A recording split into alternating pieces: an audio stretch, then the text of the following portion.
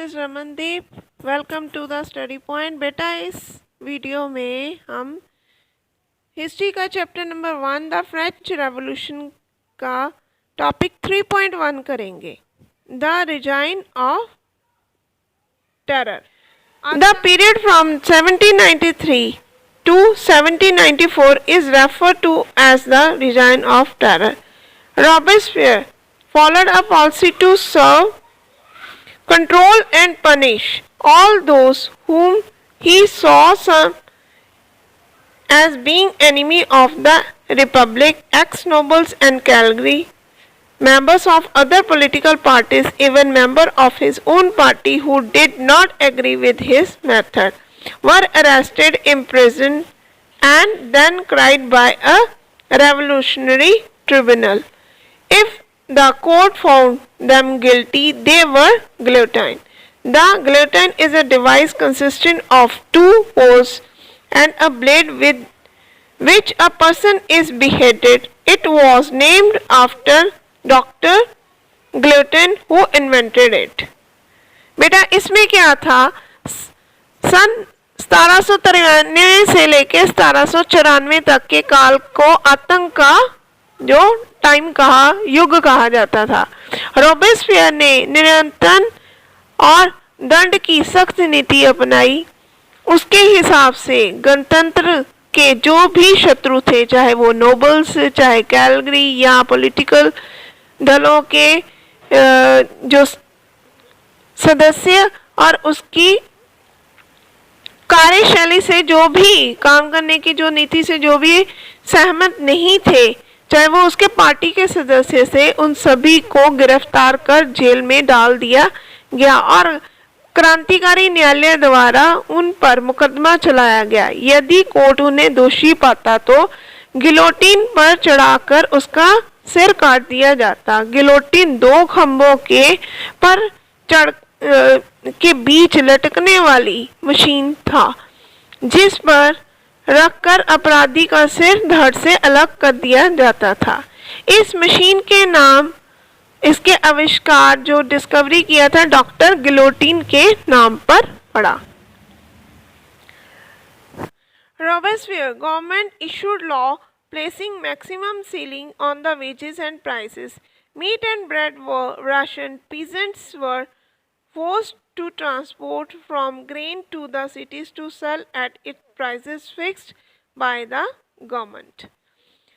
The use of more expensive white flour were forbidden. All citizens were required to eat a plain delight equal bread, a loaf made of whole wheat. Equality was also sought to be practiced through form of a speech and address instead of the traditional Monsieur and Madame, means sir and madam. All French and men and women were henceforth citoyen and citoyenne, मतलब नागरिक और नागरिका के नाम से जाने जाते। Churches were shut down and their buildings converted into barracks or offices. अब बेटा इसमें क्या है, रोबेस्पियर सरकार ने कानून बनाने की पर मजबूरी तथा कीमतों की अधिकतम सीमा तय कर दी थी। ठीक है, अब मीट और ब्रेड की राशनिंग कर दी गई। जो फार्मर्स थे अपना अनाज शहरों में ले जाकर सरकार द्वारा तय कीमत पर बेचने के लिए मजबूर हो गए थे, फिक्स प्राइस के तय की हुई कीमतों पे ऊपर। फिर क्या था, महंगे सफ़ेद आटे के इस्तेमाल पर रोक लगा दी गई। सभी नागरिकों के लिए साबुत गेहूं से बनी और बराबरी का प्रतीक मानी जाने वाली समता रोटी, इक्वल ब्रेड जिसको बोलते हैं, जो सबके लिए समान हो, खाना ज़रूरी कर दिया। बोलचाल और संबोधित में भी बराबरी का आचार व्यवहार लागू करने की कोशिश की गई, जैसे कि महाशय, मंस्यूर, महाशय और मदान, मैडम के स्थान पर फ्रांसीसी पुरुष एवं महिलाओं को सितोयेन मतलब नागरिक और सितोयेन मतलब नागरिका के नाम से जाना जाने लगा, संबोधित करने लगे। चर्चों को बंद कर दिया गया और उनके भवनों को बैराक या दफ्तर के ऑफिसेस का नाम दिया गया।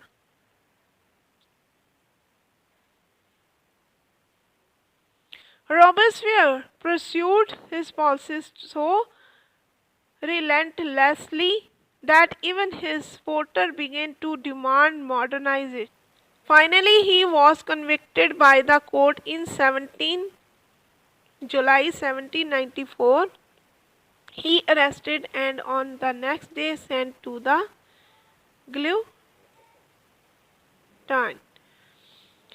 रोबेस्पियर ने जो अपनी नीति को इतनी सख्ती से लागू किया कि उनके समर्थक भी त्राही त्राही करने लगे। फिर क्या था, फाइनली जुलाई 1794 में कोर्ट द्वारा उनको दोषी ठहराया गया और गिरफ्तार करके उसके अगले ही दिन उसे गिलोटिन पर चढ़ा दिया गया।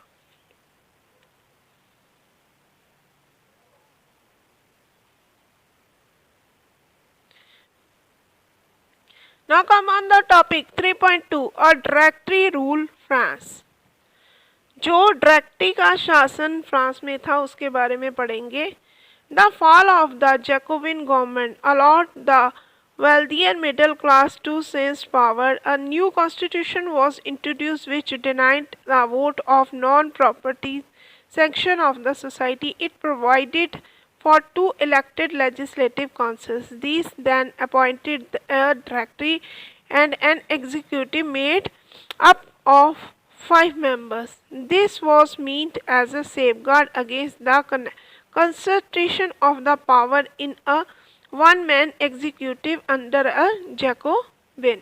However, the director often clashes with the legislative council who then sought to dismiss them. The political instability of the directory paved the way of the rise of military director Napoleon Bonaparte. Directory शासन France, जो directory का शासन था France में उसके बारे में कहा गया है। अब इसमें क्या है, जैकोबिन सरकार के गिरने के बाद मिडिल क्लास के पास सत्ता आ गई। नई संविधान के तहत संपत्तिहीन तबके को मताधिकार से वंचित कर दिया गया। इस संविधान में 2 चुनौती चुनी गई, विधान परिषद। इन परिषद ने 5 सदस्यों वाली एक कार्यपालिका डायरेक्टरी को सिलेक्ट किया। इसके जरिए जैकोबिन के शासनकाल वाली एक व्यक्ति केंद्रित कार्यपालिका से बचाने की कोशिश की गई, लेकिन डायरेक्टरों का झगड़ा अक्सर विधान परिषद से होता और तब परिषद उन्हें डिसमिस कर देता।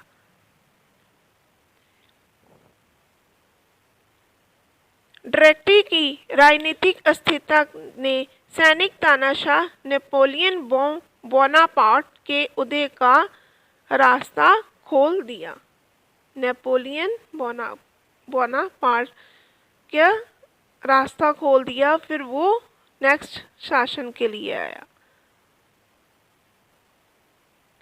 Through all these changes in the form of the government, the ideal of the freedom of equality before the law and the fraternity remained inspiring ideals that motivated political movements in France and the rest of Europe during the following century. सरकार के स्वरूप में इन सभी परिवर्तनों के दौरान स्वतंत्रता,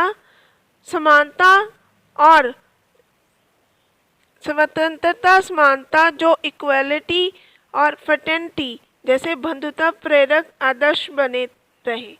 इन मूल्यों ने आगामी सदी में न सिर्फ फ्रांस बल्कि बाकी यूरोप के राजनीतिक दलों को भी